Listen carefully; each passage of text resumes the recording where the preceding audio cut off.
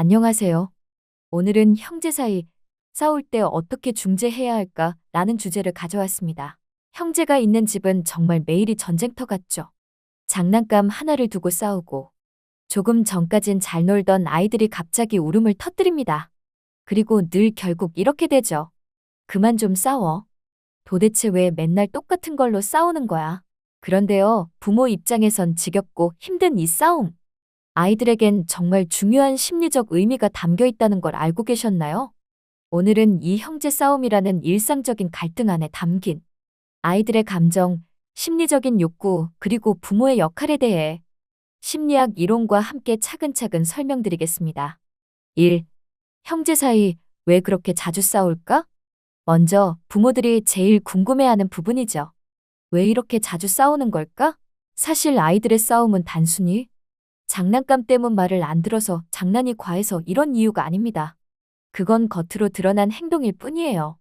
그 밑바닥에는 감정과 인정 욕구, 질투, 애정의 확인 같은 심리적 요소들이 숨어 있어요. 형제는 늘 부모의 관심을 나눠야 하잖아요. 그 자체가 이미 갈등의 시작이에요. 특히 첫째 아이는 동생이 태어나는 순간 자기가 누렸던 전적인 관심을 빼앗긴다고 느낍니다. 그래서 왜 동생만 예뻐해? 나도 좀 봐줘. 같은 감정이 은근하게 혹은 노골적으로 표출되죠. 반대로 둘째 아이는 태어날 때부터 누군가와 비교되면서 자라요. 형이나 언니는 이미 기준이 되어 있고 자연스럽게 뒤따라가야 하는 입장에 놓이죠. 그래서 좀 더 민감하고 공격적인 행동이 나타날 수도 있습니다. 형제 싸움은 단순한 싸움이 아니라 엄마, 나 좀 봐줘. 라는 감정의 신호예요. 이 아이들의 행동 안에 숨겨진 진짜 감정. 부모님들 이런 장면 한 번쯤 보셨을 거예요. 첫째가 조용히 책을 보고 있는데 갑자기 동생이 와서 책을 빼앗아요. 그러면 첫째는 화를 내고 밀고 울고 결국 둘 다 우는 상황이 되죠. 겉으로 보기엔 동생이 먼저 시작한 싸움 같지만 사실은 그보다 더 복잡한 감정이 얽혀 있어요. 둘째는 형은 항상 혼자서만 책을 보내 라는 서운함을 느낄 수 있어요. 나도 같이 놀고 싶어. 나도 인정받고 싶어. 이 감정이 공격적인 행동으로 나타나는 거죠. 이처럼 아이들은 감정을 언어로 표현하는 능력이 아직 부족하기 때문에 행동으로 표현하게 됩니다. 그게 바로 싸움이고 때리기고 울기예요. 3. 심리학적으로 보는 형제 갈등. 이제 본격적으로 심리학적 이론들을 통해 이 형제 갈등을 좀 더 깊이 있게 이해해 볼게요. 1존 볼비의 애착이론. 가장 먼저 애착이론입니다.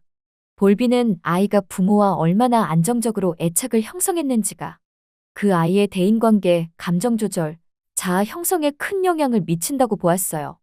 형제 간 갈등이 자주 일어나는 가정에서는 부모와의 애착이 안정되지 못했을 가능성이 높아요.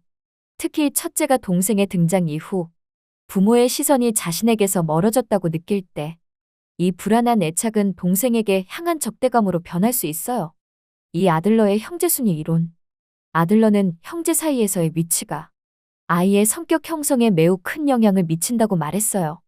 첫째는 책임감이 강하고 규칙을 따르며 부모의 인정을 받고 싶어하는 특징이 있어요. 둘째는 경쟁심이 강하고 주목받기 위해 더 과감하게 행동하기도 해요. 막내는 애교가 많고 자기 주장을 강하게 드러내는 경우가 많죠. 이러한 성격 차이가 형제 싸움에 그대로 반영됩니다. 3. 사회 비교 이론. 사람은 본능적으로 타인과 자신을 비교해요. 아이들도 마찬가지입니다. 형은 늘 칭찬받아. 나는 맨날 혼나. 이런 비교는 자존감에 큰 타격을 주고 형제를 향한 적개심으로 이어지기도 하죠. 4. 가족 체계 이론. 가족은 하나의 정서적 시스템이에요. 누군가의 감정 상태가 다른 가족에게 영향을 미치죠. 부모가 스트레스를 많이 받을수록 아이들 사이 갈등이 더 잦아지기도 해요. 또한 부모가 한 아이에게 더 많은 기대나 애정을 보이면 다른 아이는 소외감을 느낄 수 있어요. 4. 실제 사례. 이제 한 가지 실제 상황을 예로 들어볼게요. 5살 첫째 민재는 동생 수아가 태어난 뒤 자주 짜증을 내고 동생을 밀치고 장난감을 뺏기 시작했어요. 엄마는 왜 이렇게 말 안 들어? 하며 혼내기 바빴죠. 하지만 민재는 그동안 엄마에게 독차지하던 사랑을 수아에게 빼앗겼다고 느낀 거예요. 이때 엄마가 했어야 할 건. 수아는 엄마가 돌봐야 하니까 너는 조금 기다려.